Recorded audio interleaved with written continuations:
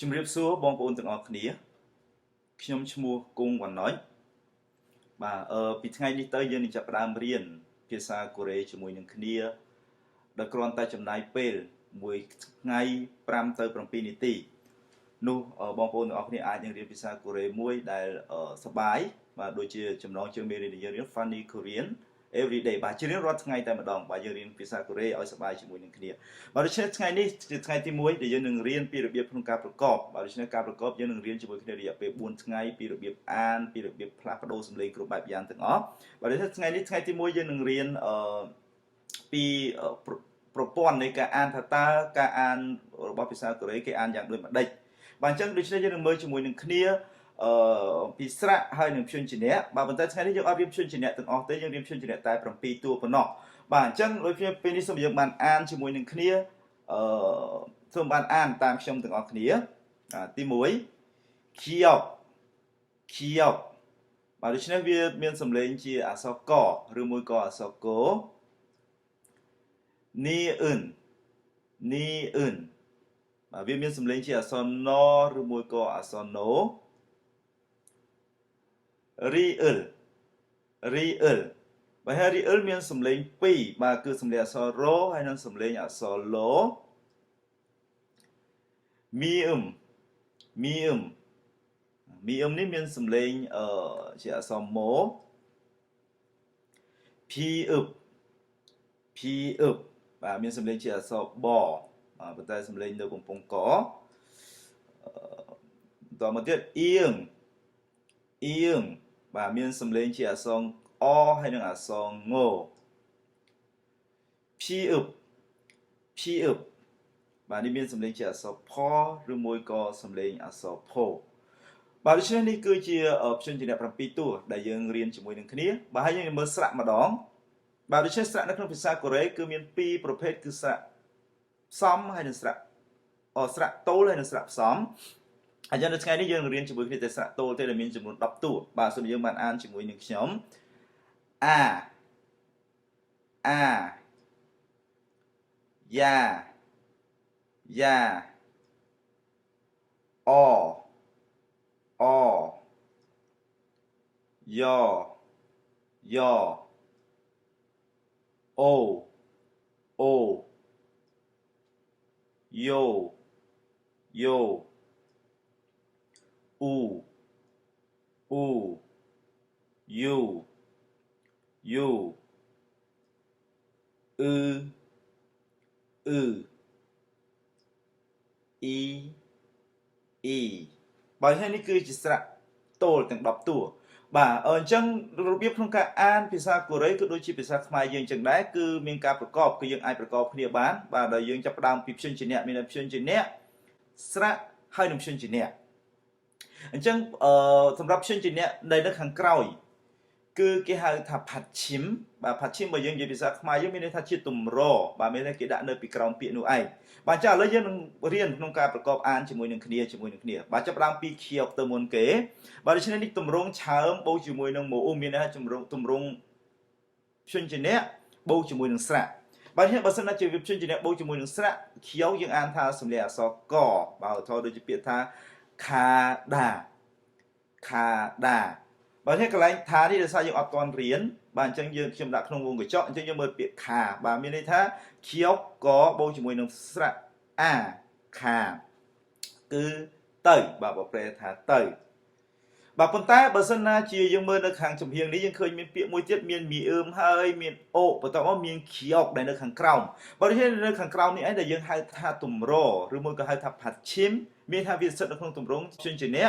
បូកជាមួយនឹងស្រៈបូកជាមួយនឹងព្យញ្ជនៈនេះបើសិនណាជាវានៅខាងក្រោយជាផាត់ឈីមយើងខៀវហ្នឹងក៏អានជាសម្លេងអក្សរកដូចគ្នាដែរឧទាហរណ៍ដូចពាក្យថាមុខបាទបើប្រែថាកយ៉ាក់បើប្រែថាថ្នាំបាទថ្នាំពេទ្យអីហ្នឹងបាទគេប្រើពាក្យយ៉ាក់បាទបន្តមកទៀតបាទឥឡូវយើងមើលជាមួយនឹងគ្នាណាបាទនេះយើងឃើញថានីអឿនអក្សរណបូកជាមួយនឹងអាយើងអានថាណាបើប្រែថាខ្ញុំនូណាបាទនីអឿនណបូកជាមួយនឹងអ៊ូបាទបូកជាមួយស្រៈអ៊ូយើងអានថានូ នីអឿនបូកជាមួយនឹងអាយើងអានណាបាទនូណាបើប្រែថាបងស្រីបាទនេះគឺសម្រាប់មនុស្សប្រុសហៅបងស្រីគេប្រើពាក្យថានូណាបន្តមកទៀតនូគូនូគូបើប្រែថាអ្នកណាឬមួយក៏នរណាអញ្ចឹងនេះវាស្ថិតនៅក្នុងទម្រង់ព្យញ្ជនៈបូកជាមួយនឹងស្រៈ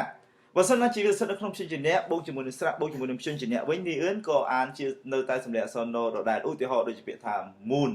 បាទមុនមកពាក្យថាមៀមអក្សរម៉ូបូកអ៊ូមូនិងណូយើងអានថាមុនបាទប្រែថាទ្វារខាណានខាណានបាទដូច្នេះមានន័យថាក្រីក្របាទភាពក្រីក្របាទឥឡូវទី3យើងមើលជាមួយគ្នារៀលម្ដងបាទពាក្យថាណារ៉ាណារ៉ាបាទនេះពាក្យរ៉ានេះបើសិនណាជាវាជាទម្រង់របៀបអានដែលត្រឹមតែស្រៈបូកជាមួយនឹងព្យញ្ជនៈព្យញ្ជនៈបូកជាមួយនឹងស្រៈបើវានៅខាងមុខជាព្យញ្ជនៈខាងមុខយើងអានអក្សររណារ៉ាមានន័យថាប្រទេសតែបើសិនណាជាវាជាផាត់ឈិមយើងអត់អានអក្សររទៀតទេយើងអានអក្សរឡូឧទាហរណ៍ដូចពាក្យថាណាល់ណាល់ណាល់មានន័យថាថ្ងៃទី2អ៊ីលអ៊ីលបាទអ៊ីលនេះតាមពិតយើងបកប្រែថ្ងៃដូចគ្នាប៉ុន្តែវាមានន័យមួយទៀតគឺការងារបាទការងារមានន័យថាអ៊ីលបាទបន្តមកទៀតយើងមើលមៀមម្ដងម៉ូគីម៉ូគីបាទម៉ូគីបកប្រែថាមូសបាទសត្វមូសបើចឹងបើសិនណាជាវានៅជាផាត់ឈិមក៏យើងអានជាសម្លេងអក្សរម៉ូដូចគ្នាចឹងដែរឧទាហរណ៍ដូចជាមុលបាទខាងលើនេះមុលបាទហើយវាមិនមែនជាផាត់ឈិមទេគឺជាព្យញ្ជនៈដែលនៅខាងមុខបាទមុលទី2មុលបកប្រែថាទឹកបាទបន្តមកទៀតមុំមុំមានន័យថារាងកាយដូចហើយវានៅខាងក្រោមជាផាត់ឈិមយើងអានសម្លេងអក្សរម៉ូអានថាមុំរាងកាយបាទបន្តមកទៀតសូមយើងបានមើលជាមួយគ្នាភាពផាណាណាផាណាណាបកប្រែថាផ្លែចេកបាទផ្លែចេកបន្តមកទៀតផាផាបាទផាយើងបកប្រែថាស្លឹកខ្ទឹមបារាំងបាទឬមួយស្លឹកខ្ទឹមក៏បានដែរតែបើសិនណាភាពហើយនឹងភៀវនេះពីរនេះបើសិនណាជាវានៅជាផាត់ឈិមយើងអានសម្លេងអក្សរបជាសម្លេងអក្សរបដូចគ្នាឧទាហរណ៍ដូចជាពាក្យថាផាប់បាទបអាបផាប់បាទដែលមានន័យថាបាយតមកទី2ខាប់បាទខៀវកតមកអាបូកជាមួយនឹងភៀវបខាប់តាបើប្រែថាសងបាទសងលុយឬមួយក៏សងអីហ្នឹងគេប្រើពាក្យខាប់តានេះឯងហើយមួយចុងក្រោយដែលយើងរៀនជាមួយគ្នាគឺអៀងបាទអៀងគឺអ៊ូយូអ៊ូយូបាទដូច្នេះអបូកជាមួយនឹងអ៊ូបន្តមកទៀតអបូកជាមួយនឹងយូយើងអានថាយូអ៊ូយូបាទទឹកដោះគោជាបើសិនជាវានៅខាងមុខបាទជាព្យញ្ជនៈនៅខាងមុខយើងអានថាអតែបើសិនវាជាផាត់ឈិមយើងអត់អានជាសម្លេងអក្សរអទៀតទេយើងអានថាសម្លេងអក្សรงបាទឧទាហរណ៍សូមបានមើលជាមួយនេះខាំងខាំងអូខេខៀវកបូកជាមួយនឹងអាខាបូកជាមួយនឹងផាត់ឈិមអៀងហើយយើងអានអក្សรงនឹងឯងខាំងប្រែថាទន្លេ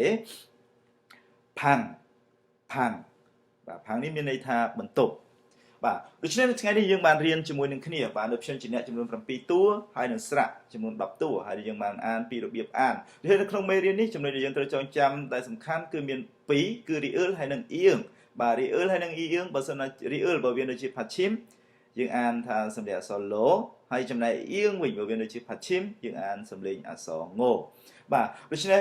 សូមឲ្យយើងបានទន្ទិញនៅមេរៀនរបៀបអាននេះបានចាំហើយយើងនឹងជួបគ្នានៅថ្ងៃស្អែក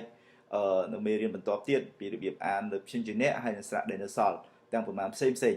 បាទដូច្នេះសូមអរគុណសម្រាប់ការយកចិត្តទុកដាក់ក្នុងការរៀនជាមួយនឹងគ្នានៅថ្ងៃនេះសូមអរគុណ